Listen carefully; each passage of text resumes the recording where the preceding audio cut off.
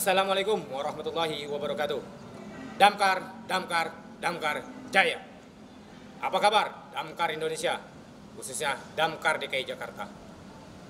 Perkenalkan, saya Nur Hidayat dari Pusat Pendidikan Pelatihan Penanggulangan Kebakaran dan Penyelamatan Provinsi DKI Jakarta.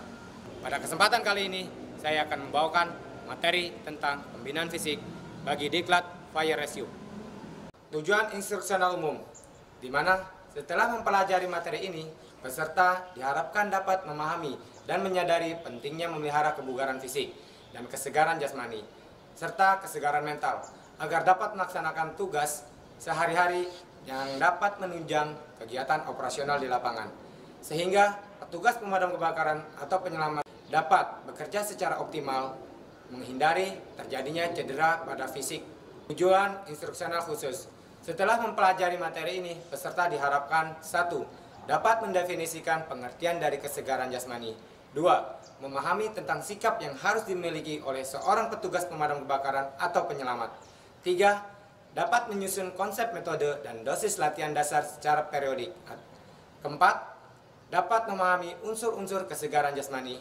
5. Dapat mengidentifikasikan 4 bagian dalam latihan fisik. 6. Dapat memperagakan gerakan-gerakan fisik dengan baik dan benar. Kesegaran jasmani. Kesegaran jasmani menurut beberapa para ahli atau beberapa peneliti banyak. Dari itu kita ada beberapa sumber yang kita ambil. Yang pertama, menurut K.J. Ritman, kesegaran jasmani adalah apabila seseorang mempunyai kapasitas kerja dan ketahanan fisik sesuai dengan potensi yang dimiliki dan sesuai dengan tugas yang dihadapi. Yang kedua, pengertian kebugaran jasmani yang dikemukakan oleh Sudarmo, bahwa kebugaran jasmani adalah suatu keadaan saat tubuh mampu menunaikan tugas hariannya dengan baik dan efisien tanpa mengalami kelebihan yang berarti, dan tubuh ini masih memiliki cadangan tenaga baik untuk mengatasi cadangan mendadak maupun yang darurat. Ini sesuai dengan pekerjaan petugas pemadam kebakaran. Selanjutnya, menurut hasil seminar kesegaran jasmani nasional oleh Dirjen Olahraga dan Pemuda tanggal 15 sampai 20 Maret tahun 1971 di Jakarta. Kesegaran jasmani adalah kesanggupan dan kemampuan untuk melakukan aktivitas dengan efisien tanpa menimbulkan kelelahan yang berarti. Dalam melakukan aktivitas olahraga dan kesegaran jasmani, terdapat tujuan dan manfaat kesegaran jasmani itu sendiri. Yang pertama, dapat meningkatkan kekuatan dan kecepatan otot. Yang kedua, dapat meningkatkan stamina dan kekuatan tubuh. Yang ketiga, meningkatkan kelenturan pada persendian. Yang keempat, menghilangkan depresi. Dan yang kelima, dapat meningkatkan sirkulasi peredaran darah serta jantung pada diri kita. Tahukah kamu bahwa 1 kali denyut jantung berdetak kurang lebih menghasilkan 70 ml. Sepanjang hidup rata-rata manusia antara 40 sampai 63 tahun, berarti kurang lebih berkisar sekitar 200 juta liter. Hal ini setara dengan jumlah darah untuk menyebabkan banjir sedalam 15 meter di pusat kota New York. Dalam menjalankan tugas operasional, baik kebakaran atau penyelamatan di daerah bencana, seorang petugas penyelamat atau petugas pemadam kebakaran akan menghadapi saat krisis, terutama situasi bahaya, sehingga petugas harus memiliki keterampilan baik fisik maupun keahlian. Adapun keterampilan fisik yang dimaksud adalah bahwa petugas pemadam kebakaran memiliki sifat kemampuan respon berupa 1. Tanggap. Tanggap di sini adalah bahwa kecepatan tanggap seorang petugas pemadam kebakaran dalam melakukan perintah yang diberikan oleh atasannya atau kepada anggotanya dapat ditelaah secara cepat. Yang kedua, tangguh. Tangguh di sini adalah kuat baik secara fisik, beban maupun durabilitasnya atau kemampuan dalam bekerja dalam jangka waktu yang lama. Karena fisik seorang petugas pemadam kebakaran di sini dapat terlihat apakah petugas pemadam kebakaran secara mampu bekerja secara lama untuk menghadapi pekerjaan yang ada. Yang ketiga adalah terampil. Bahwasannya kemampuan petugas pemadam kebakaran bukan hanya didukung oleh fisik yang kuat dan fisik yang mampu, tetapi juga keterampilan. Karena petugas pemadam kebakaran di dalam suatu bencana akan menghadapi masalah-masalah yang tidak terduga. Maka dari itu, petugas pemadam kebakaran haruslah terampil. Dan yang keempat adalah tringginas. Tringginas di sini adalah kemampuan petugas pemadam kebakaran secara cepat dengan kelincahan untuk menangani atau menanggulangi suatu bencana yang ada. Selain 4 keterampilan fisik di atas, petugas penyelamat juga harus mampu memiliki sikap mental, di mana ketakwaan mereka dituntut untuk dalam melakukan pekerjaan. Selalu dalam koridor atau sesuai dengan tuntunan yang berlaku, sehingga mereka harus bersikap disiplin dalam segala hal, baik disiplin kepada kedinasannya atau disiplin kepada Tuhan Yang Maha Esa. Dalam hal ini kita dapat selalu beribadah agar dapat terlindung dari bahaya yang mengancam di tempat pekerjaan atau di TKP. Seorang petugas pemadam kebakaran atau penyelamat sama seperti masyarakat pada umumnya atau manusia lainnya, di mana mereka adalah makhluk sosial. Mereka juga membutuhkan kesegaran jiwa dan raga. Dalam hal ini, kesegaran jiwa adalah kesegaran yang bukan bersifat material dari seseorang dan bisa dikatakan sebagai roh karena bentuknya tidak terlihat tetapi dapat dirasakan. Biasanya berbentuk pikiran, kepribadian, dan juga emosional. Di dalam kesegaran jiwa, kesegaran raga adalah bersifat material dari seseorang dan bisa dikatakan sebagai yang berbentuk fisik yang terlihat. Contohnya adalah kesehatan, yaitu kesegaran jasmani. Kesegaran mental itu sendiri adalah apabila seseorang mempunyai pandangan, pengetahuan, kecerdasan mental yang baik, mempunyai kesanggupan mengatasi problem diri sendiri atau masyarakat. Jadi, petugas pemadam kebakaran dapat menguasai dirinya atau mentalnya di dalam suatu permasalahan atau TKP yang ada. Kesegaran sosial adalah apabila seseorang mempunyai kemampuan menempatkan, menyesuaikan dan mengabdikan diri sesuai dengan kebutuhan keluarga, masyarakat, dan bangsa. Di sini petugas pemadam kebakaran adalah orang yang tepat untuk dapat mengabdikan dirinya kepada keluarga, masyarakat, bahkan bangsanya. Karena kita bekerja dengan jiwa sosial yang tinggi.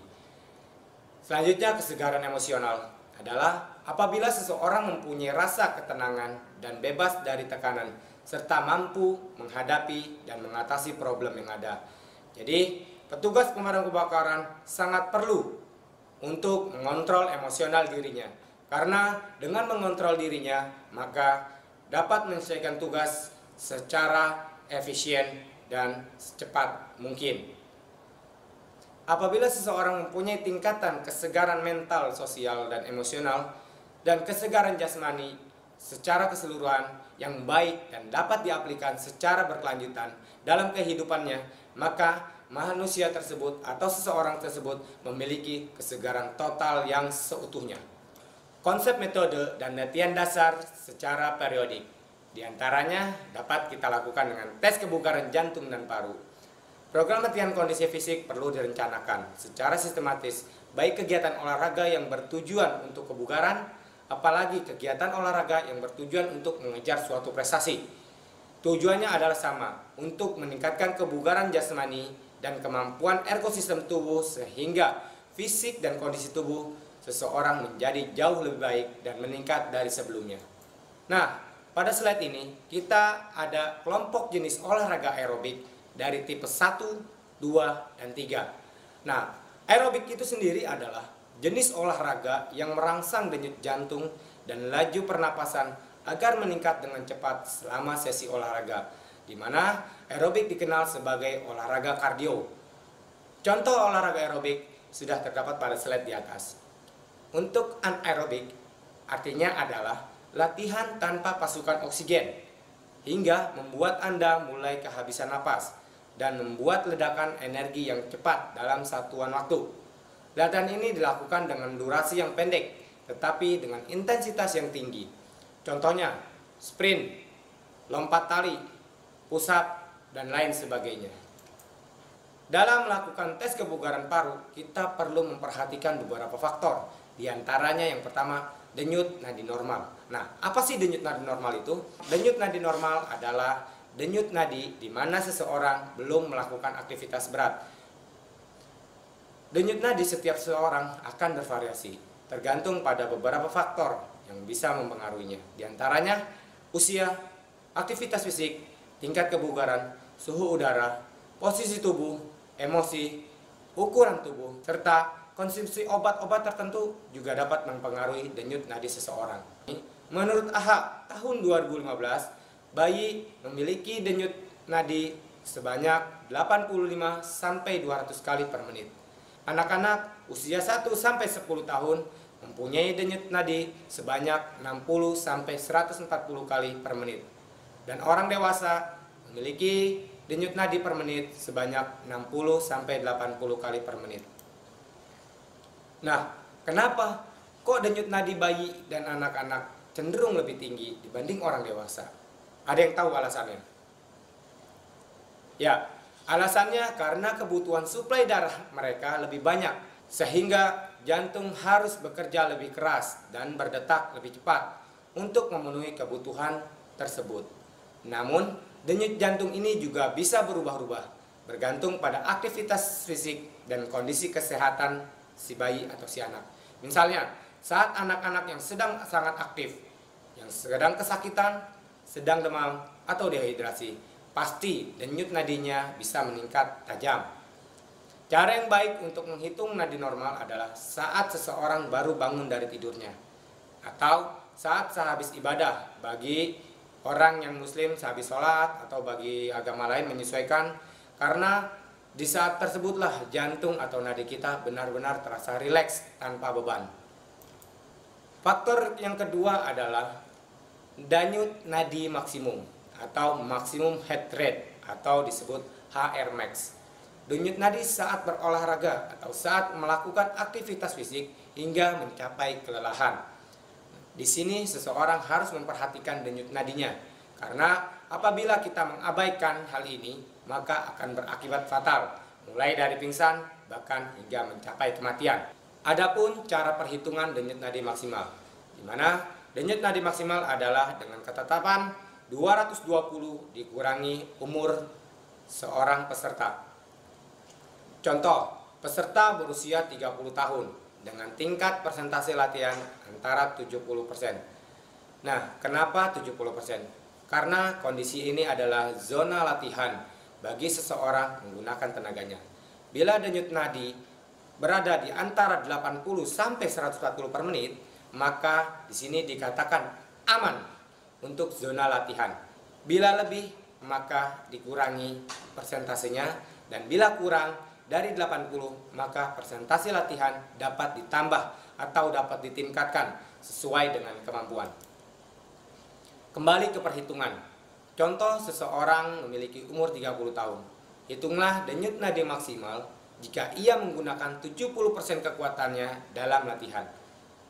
Maka perhitungan denyut nadi maksimal atau DNM sama dengan 220 dikurang 30 dikali 70%. Maka 190 dikali 70%. Artinya sama dengan 133 dalam 1 menit. Sehingga orang tersebut dapat dikatakan aman pada zona latihan tersebut. Faktor selanjutnya yang dapat mempengaruhi dalam tes kebugaran tubuh adalah VO2 max. VO2 max di sini adalah volume maksimal oksigen yang dibutuhkan oleh tubuh manusia pada saat melakukan kegiatan yang intensif. VO2 max atau volume oksigen maksimal ini adalah suatu tingkatan tubuh yang dinyatakan dalam liter per menit atau mililiter per menit per kilogram dari berat badan. Tinggi rendahnya VO2 max seseorang berhubungan dengan kemampuan beraktivitas seseorang. Semakin tinggi kadar oksigen VO2 max seseorang, maka tingkat aktivitasnya semakin tinggi pula dan tingkat kelelahannya semakin rendah. Untuk dapat mengetahui kebutuhan asupan VO2 max seseorang, maka dapat kita lakukan dengan kelompok tes lari atau berjalan sejauh 1,6 km. Dan dapat dijadikan contoh, meskipun masih banyak contoh lainnya. Kenapa? Karena satu, dapat dilakukan secara perorangan atau kelompok atau massal. Kedua, resiko minimal bagi yang memiliki faktor resiko terhadap penyakit lainnya. Ketiga, tidak memerlukan alat khusus kecuali lintasan datar sepanjang 1,6 km, alat pencatat waktu, dan sepatu jogging. 4. Dapat dilakukan semampunya dengan berjalan cepat atau berlari secara konstan. Untuk pelaksanaan dapat mengikuti langkah-langkah pada slide.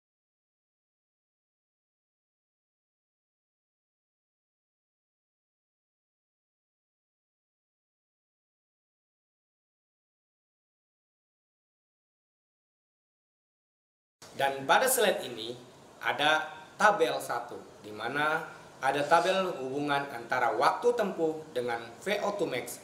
Di sini kita dapat menghitung berapa sih waktu tempuh yang didapat dengan VO2 max yang dihasilkan dari tubuh seseorang. Nah, di slide ini adalah tabel kedua, di mana tingkat kebugaran disesuaikan dengan jenis kelamin dan kelompok umur. Jadi, setiap jenis kelamin akan memiliki VO2 max berbeda-beda. Begitu juga dengan kelompok umur. Di situ dapat terlihat kelompok umur bervariasi. Oke. Di sini menghasilkan VO2 max yang berbeda pula. Banyak cara untuk meningkatkan kebugaran atau VO2 max pada diri kita. Antara lain bisa dengan menggunakan BIP test. 2. Yo-yo test. Di mana tes-tes tersebut adalah menggunakan irama nada pada saat peserta berlari dari titik satu ke titik berikutnya, dilakukan secara bolak-balik dengan nada yang makin lama makin cepat atau temponya makin cepat. Mari kita lihat video tersebut.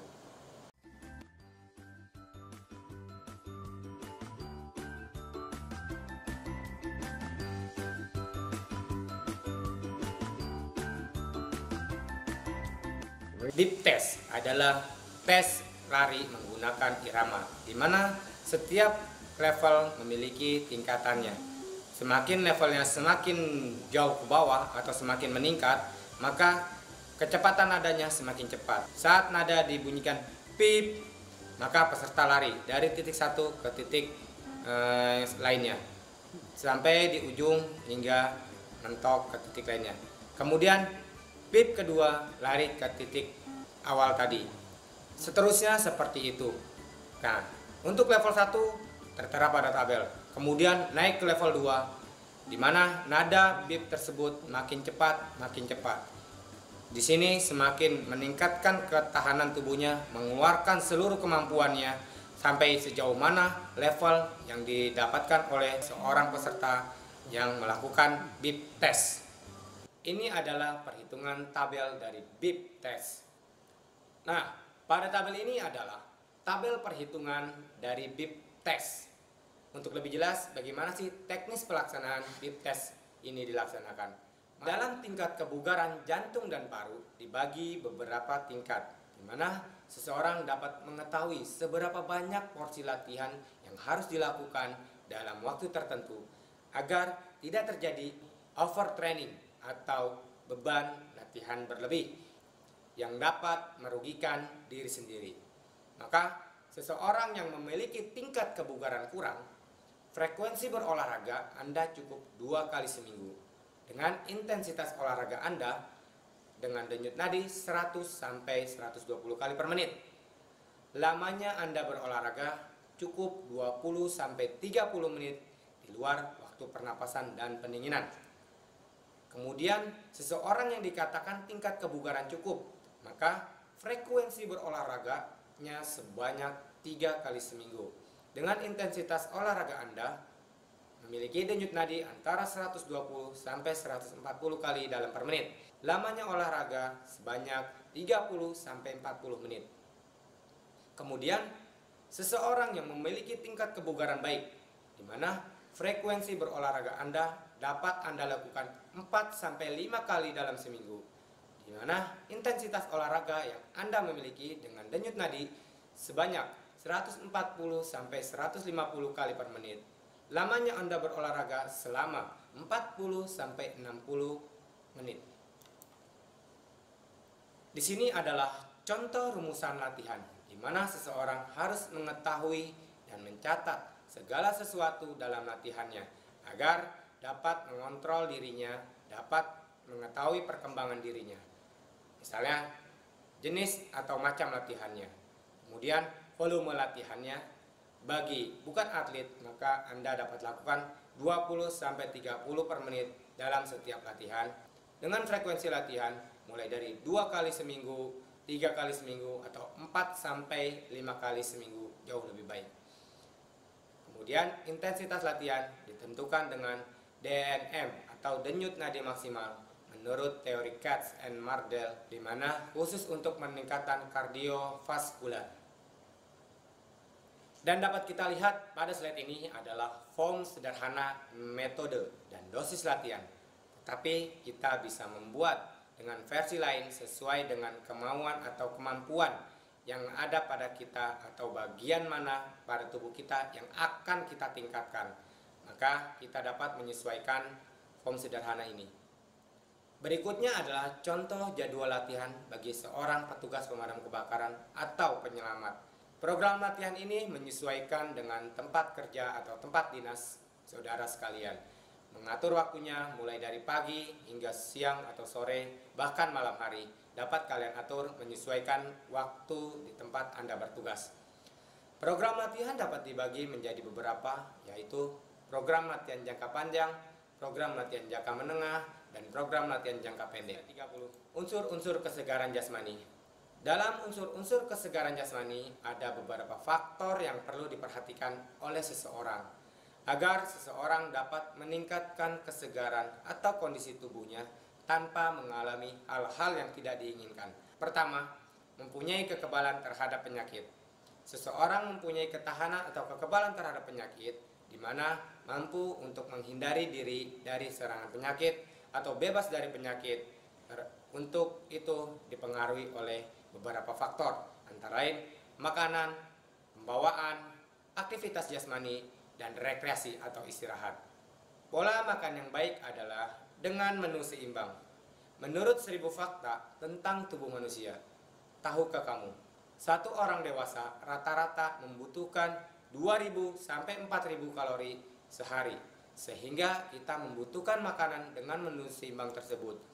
Di mana dengan menu seimbang kita dapat mensuplai kebutuhan yang dibutuhkan oleh tubuh dari kalori tersebut. Pengertian menu seimbang itu sendiri adalah rangkaian dari beberapa macam hidangan untuk tiap kali makan yang dapat menyehatkan tubuh orang yang memakannya dengan menggunakan semua golongan bahan makanan dan dapat penggantinya dengan memperhatikan keseimbangan zat-zat gizi yang terkandung di dalamnya. Ingat, kecukupan gizi makanan yang baik tidak hanya harus terlihat menarik untuk disantap, akan tetapi harus memenuhi zat gizi yang diperlukan oleh tubuh, baik kualitas maupun kuantitasnya. Pembawaan. Pembawaan juga merupakan faktor yang ditentukan oleh genetik atau keturunan, di mana sangat tergantung pada sel-sel jaringan tubuh manusia itu sendiri. Misalnya, besar kecilnya ukuran paru-paru, jantung, panjang pendeknya otot yang dimiliki oleh seseorang merupakan faktor bawaan. Faktor aktivitas jasmani. Melalui aktivitas jasmani ini, maka tubuh akan dibantu meningkatkan daya tahannya, kemampuan ototnya, serta pertumbuhannya, sehingga dapat memperhitungkan kebutuhan asupan yang dikonsumsi dengan aktivitas jasmani yang akan dilakukan oleh tubuh kita. Sebagaimana perlu kita ketahui, keseimbangan antara energi adalah energi yang masuk sama dengan energi yang keluar. Jadi kebutuhan makanan atau asupan yang kita makan sama dengan energi yang akan kita keluarkan pada saat aktivitas nantinya.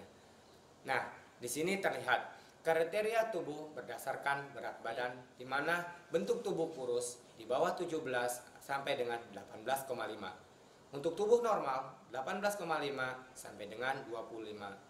Dan overweight 25 sampai dengan 27 dan obesitas sampai dengan 27. Bagaimana sih cara mengukur kriteria tubuh seseorang tersebut? Caranya berat badan dibagi tinggi badan dalam ukuran cm dibagi 100. Jadi perhitungannya tinggi badan dalam satuan cm dibagi 100 terlebih dahulu, kemudian berat badan dibagi tinggi badan yang sudah dibagi dengan 100. Selanjutnya adalah faktor istirahat atau rekreasi. Sebagaimana kita ketahui bahwa tubuh kita adalah bukan mesin, maka perlu diistirahatkan agar kita terhindar dari hal-hal yang tidak kita inginkan.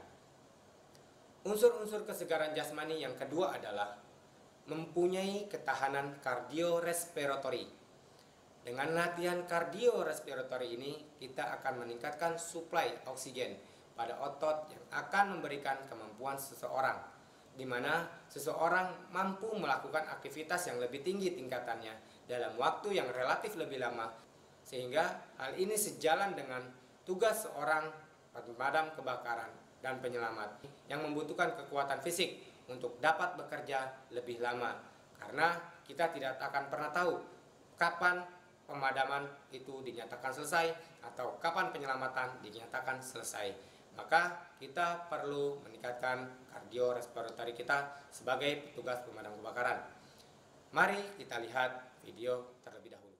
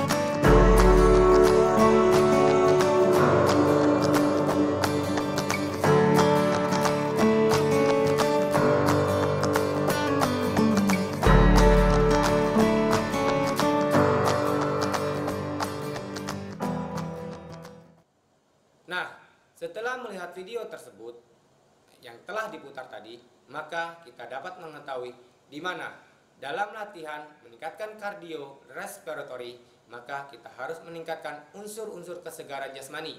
Di antaranya satu, unsur kekuatan atau strength.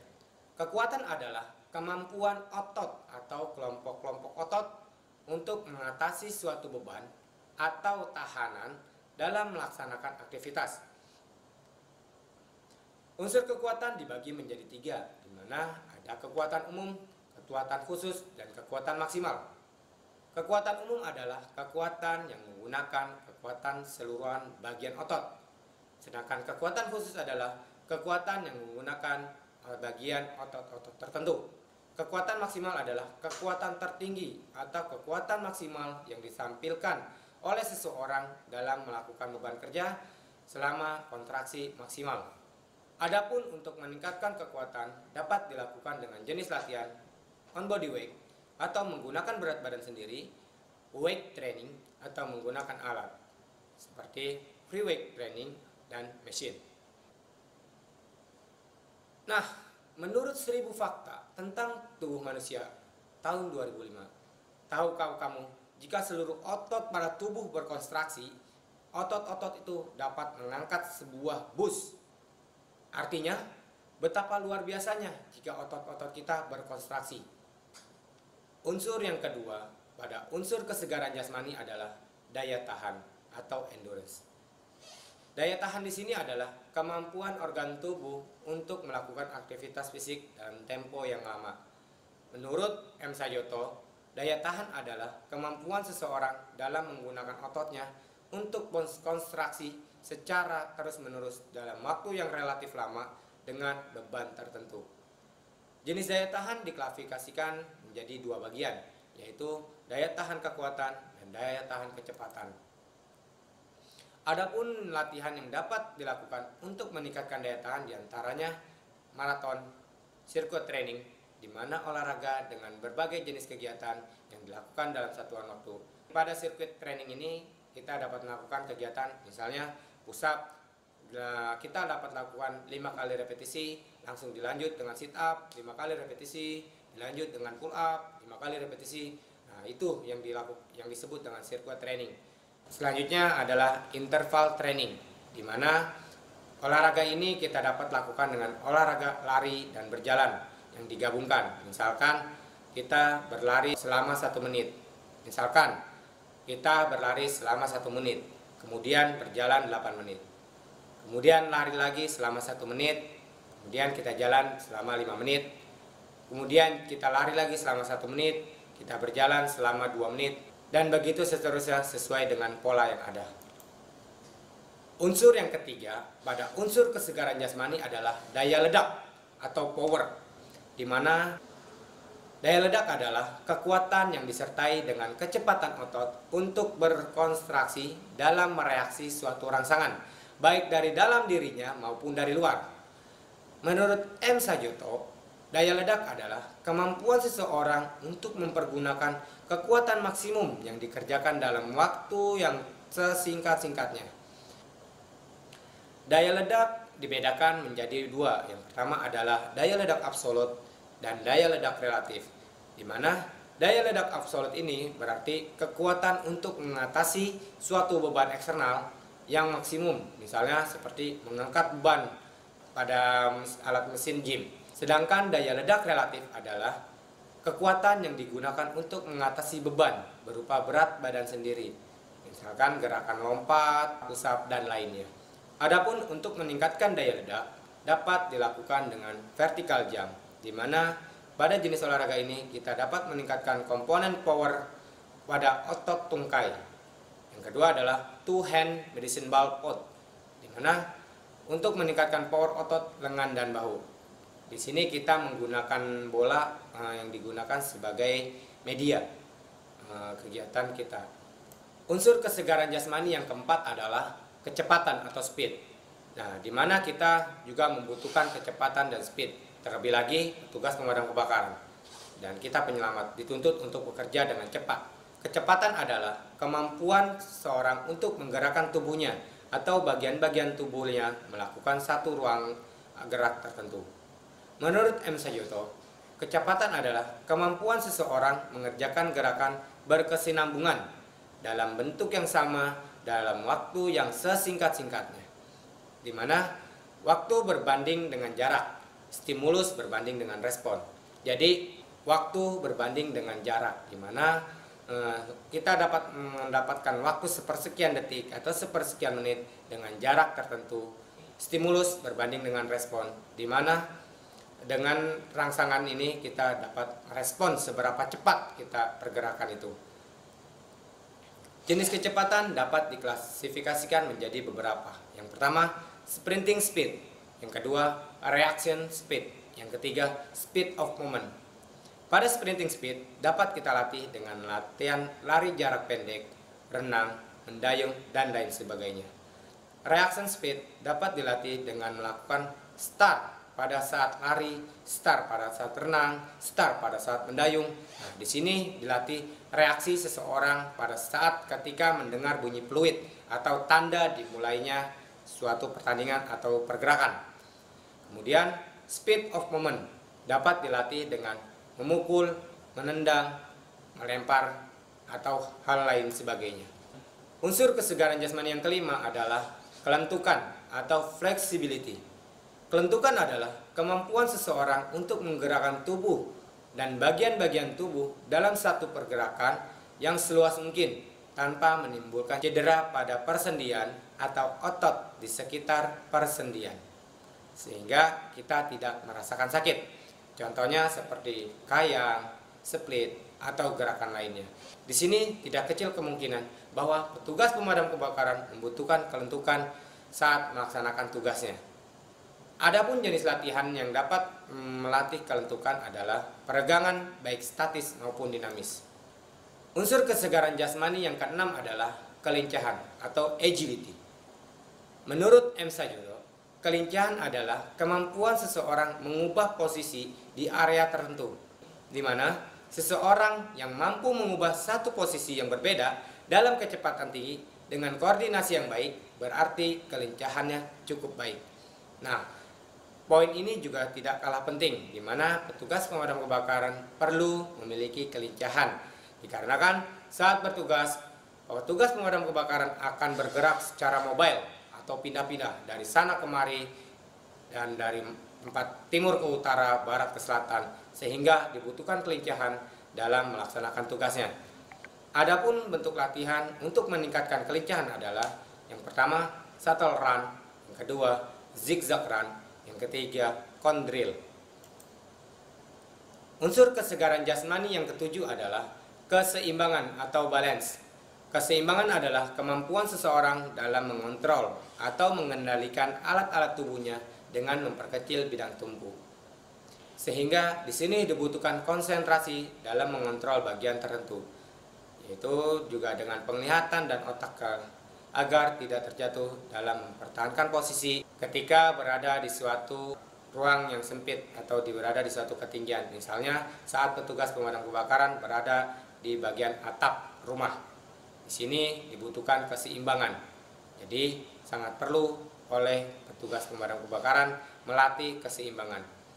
Adapun bentuk latihannya adalah yang pertama handstand, yang kedua head balance, yang ketiga berjalan di atas balok titian. Unsur kesegaran jasmani yang kedelapan adalah ketepatan atau akurasi. Menurut M. Sajoto, ketepatan adalah kemampuan seseorang untuk mengendalikan gerakan-gerakan bebas terhadap suatu sasaran. Sasaran ini dapat berupa suatu jarak atau suatu mungkin objek yang langsung yang harus dikenai dengan salah satu bidang tubuh. Nah, ketepatan sangat diperlukan oleh petugas pemadam kebakaran karena dapat membantu saat proses pemadaman, di mana dengan memperkirakan jarak sumber api dengan pancaran air yang dikeluarkan melalui nozzle dengan jarak yang cukup jauh sehingga dapat bekerja dengan efektif dan efisien. Maka dari itu perlu dilakukan ketepatan atau akurasi seorang petugas pemadam kebakaran dalam melakukan pemadaman. Adapun jenis latihan untuk meningkatkan ketepatan dapat dilakukan diantaranya dengan menembak memanah, atau hal lain yang dapat dilakukan dengan cara mencapai target. Unsur kesegaran jasmani yang kesembilan adalah koordinasi, di mana koordinasi adalah kemampuan untuk mengintegritasikan dari seluruh gerakan menjadi satu kebulatan gerakan dalam satuan waktu. Adapun bentuk latihan untuk meningkatkan suatu koordinasi seseorang atau tubuh manusia, yaitu dengan melakukan squat thrust, skipping, dribbling, running ABC. Akan tetapi bagi petugas pemadam kebakaran dapat melakukan hal lainnya, di mana petugas pemadam kebakaran dapat menarik selang sambil memasang nozzle. Hal ini dapat sering dilakukan saat di TKP. Maka dari itu kita harus sering-sering berlatih untuk melakukan kegiatan seperti ini dengan tujuan semakin cepat kita melakukan atau memasang peralatan, semakin cepat air keluar dari unit hingga dipancarkan mengenai sumber api. Unsur kesegaran jasmani yang ke-10 adalah reaksi, di mana reaksi ini adalah kemampuan tubuh seseorang dalam menggapai suatu gerakan, rangsangan maupun stimulus yang diberikan oleh orang lain. Untuk melatih reaksi tubuh dapat dilakukan dengan berbagai cara, diantaranya lempar tangkap bola atau latihan permainan. Menurut 1000 fakta tentang tubuh manusia, ketika kamu rajin berolahraga atau seseorang rajin berolahraga, maka tubuhmu akan membakar energi sebanyak 20 kali lebih cepat daripada keadaan normal, sehingga tubuh akan terasa lebih sehat dan bugar. Pembagian proses latihan fisik, di mana kita sebagai seorang petugas pemadam kebakaran atau sebagai seorang olahragawan yang berolahraga harus mampu membedakan proses latihan, di mana kita dapat mengidentifikasikan 4 bagian dalam latihan fisik, diantaranya pemanasan dan kelentukan, pembentukan sikap dan gerak, prestasi, dan penenangan. Pembagian latihan fisik yang pertama adalah pemanasan atau warming up. Pemanasan adalah bentuk latihan yang harus dilakukan sebelum melakukan kegiatan atau aktivitas secara intensif, sehingga kita dapat lebih mempersiapkan kondisi tubuh sebelum melakukan pekerjaan yang berat. Adapun tujuan dari latihan pemanasan, diantaranya merangsang keinginan untuk bergerak, menaikkan suhu tubuh untuk mencapai suhu optimum, merangsang fungsi-fungsi organ seperti jantung, paru-paru, dan peredaran darah, sehingga sirkulasi berjalan normal sebelum melakukan aktivitas olahraga. Kemudian dapat menyiapkan diri dan membawa kita ke suasana kegiatan atau latihan yang akan kita hadapi. Dan yang paling penting adalah untuk mencegah terjadinya cedera. Apabila kita telah melakukan ini, maka kita akan terhindar atau minimal mengurangi resiko dari olahraga tersebut. Latihan kelentukan di sini dibagi menjadi 3 kategori, diantaranya peregangan, pelemasan, dan pelepasan. Peregangan sendiri adalah stretching, di mana anggota tubuh direnggutkan ke suatu daerah sehingga jaringan dan otot diperpanjang atau diulur. Dalam peregangan dibagi kembali menjadi aktif, pasif, statis, dan dinamis, di mana peregangan aktif pelaku melakukan kegiatannya sendiri, dan pada peregangan pasif gerakan ini terjadi bukan oleh si pelaku, melainkan oleh tenaga dari luar atau partner dari luar. Peregangan statis adalah peregangan dengan cara menarik anggota tubuh ke satu arah secara terus-menerus. Sedangkan peregangan dinamis adalah dengan cara menarik anggota tubuh ke satu arah secara memantul. Jadi kita perbedakan antara peregangan statis, dinamis, aktif, dan pasif. Nah, yang kedua adalah pelemasan atau supineness, di mana anggota tubuh kita diputar ke seluruh arah sehingga jaringan ikat atau otot-otot di sekitar sendi diperpanjang. Selanjutnya ada pelepasan atau relaxation. Anggota tubuh ini yaitu lengan, tungkai, dan badan diayun-ayunkan sehingga anggota tubuh tersebut bergerak memandul karena berat badannya sendiri. Tujuan latihan kelentukan adalah satu, untuk mengurangi kekakuan otot sehingga tubuh akan terasa lebih rileks. Yang kedua, memperluas ruang gerak persendian. Yang ketiga, meningkatkan daya koordinasi karena gerakan-gerakan tubuh menjadi lebih luas. Keempat, menghindari terjadinya cedera otot dan persendian karena kekakuan atau kram pada otot-otot tersebut. Yang kelima adalah turut memperlancar peredaran darah. Latihan fisik yang kedua adalah pembentukan sikap dan gerak, di mana latihan ini diperlukan bagi petugas pemadam kebakaran atau penyelamat agar sikap dan geraknya terlihat lebih baik dan lebih bagus serta enak untuk dipandang. Karena seorang petugas pemadam kebakaran dituntut untuk terlihat performanya agar jauh lebih baik dan jauh lebih mantap. Sikap dan gerak ini adalah untuk memperbaiki sikap dan gerak yang sebaik-baiknya, sehingga dengan memperbaiki sikap dan gerak dengan sebaik-baiknya akan merubah kepribadian masing-masing seseorang. Di mana sikap berkaitan dengan postur tubuh seseorang pada saat berdiri, duduk, jongkok, merangkak, dan lain sebagainya. Dan sedangkan gerak adalah suatu posisi dari segmen tubuh yang sedang bergerak seperti berjalan, berlatih, dan lainnya. Tujuan dari latihan pembentukan sikap dan gerak adalah untuk memperbaiki sikap dan gerak yang sesuai dengan bentuk dan fungsi dari tubuh, tidak dibuat-buat dan tidak dipaksakan. Sehingga di sini akan terlihat seseorang yang memaksakan bentuk tubuhnya atau memaksakan bentuk geraknya akan terasa tidak nyaman pada tubuhnya itu sendiri. Menurut 1000 fakta tentang tubuh, kemampuan untuk mengontrol gerak tubuh seseorang dan menangani objek dengan terampil. Latihan fisik yang ketiga adalah prestasi, di mana prestasi adalah suatu hasil perbuatan seseorang yang mendekati atau mencapai batas kesanggupannya. Biasanya latihan ini sangatlah berat sehingga membutuhkan fisik yang kuat untuk mendukungnya, dan kita harus rajin untuk melatih agar prestasi ini dapat tercapai. Tujuan latihan prestasi, seseorang ini dapat menampilkan gerakan yang sudah dikuasai sampai tercapai batas kesanggupan yang tertinggi. Sehingga kita misalkan seseorang dapat bekerja melampaui batas pekerjaan seseorang, sampai batas waktu tertingginya. Latihan fisik yang keempat adalah penenangan. Penenangan tidak kalah penting karena di sini adalah kunci akhir atau kegiatan akhir, yang dimana penenangan adalah suatu kegiatan di akhir latihan dan disebut sebagai penutup, yang dimaksud agar peserta dibawa dalam keadaan suasana semula. Secara psikis, peserta harus tenang sehingga suhu badannya menurun kembali, dan ketika sehabis olahraga tubuh kembali segar bugar.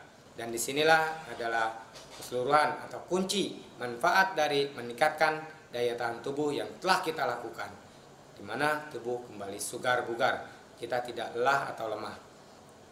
Tujuan latihan penenangan adalah untuk mengembalikan suasana latihan seperti sedia kala tadi yang sudah disebutkan, untuk menurunkan suhu di mana seseorang atau peserta menjadi lebih tenang setelah melakukan aktivitas olahraga yang berat.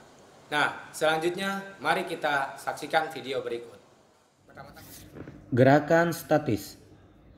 Gerakan statis adalah peregangan dengan cara menarik anggota tubuh ke satu arah secara terus-menerus atau berkelanjutan sampai batas tertentu.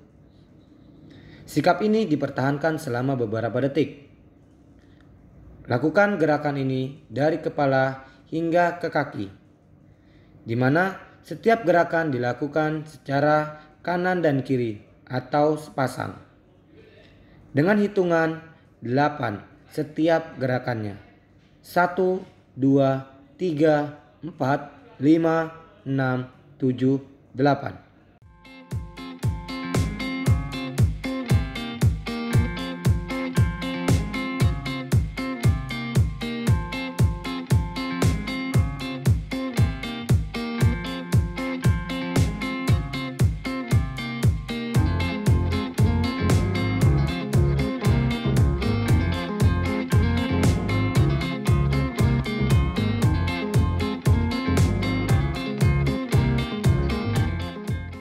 Selanjutnya, gerakan dinamis.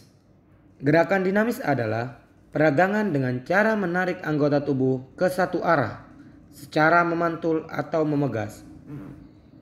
Di sini membantu anggota tubuh dipakai untuk memeriksa otot tegang secara maksimal. Gerakan dinamis dilakukan pada umumnya untuk memeriksa otot-otot yang besar. Peregangan harus dilakukan secara hati-hati. Lakukan gerakan ini sama seperti gerakan statis, di mana dimulai dari kepala hingga ke kaki secara berurutan dengan hitungan 1, 2, 3, 1, 1, 2, 3, 2 sampai dengan 1, 2, 3, 8. Lakukan penghitungan ini setiap gerakannya.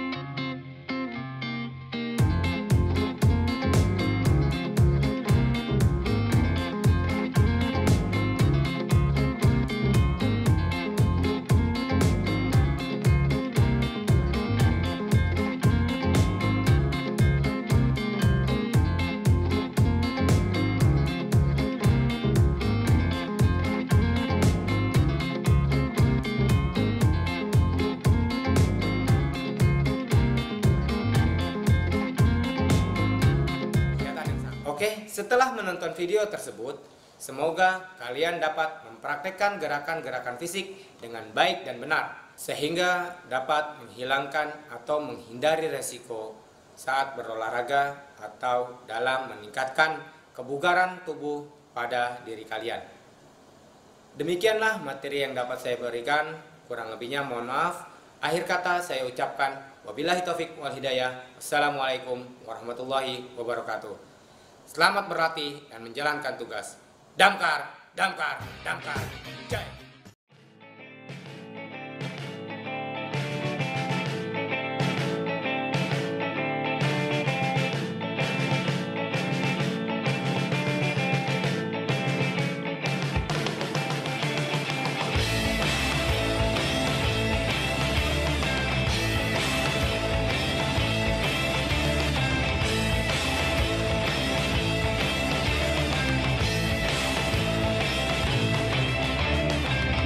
Berbaris, gagah berani, tak takut mati, menantang api.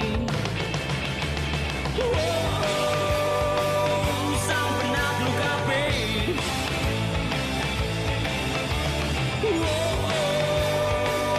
Sang penakluk api.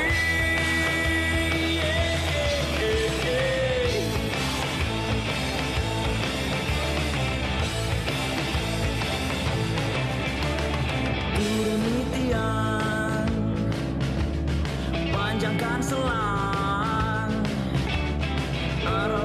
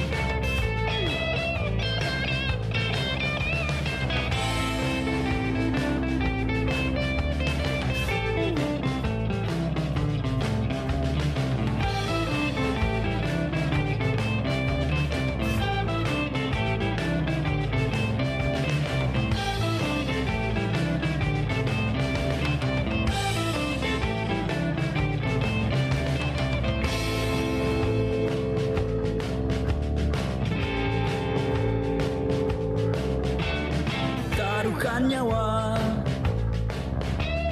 Tolong sesama,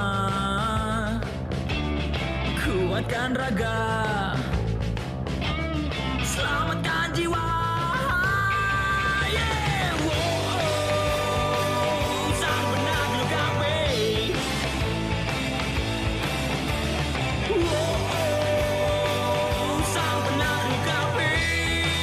Tak pernah takut mati, tak pernah takut mati, tak pernah takut mati, tak pernah takut mati, tak pernah takut mati, tak pernah takut mati, tak pernah takut mati, tak pernah takut mati, tak pernah takut mati.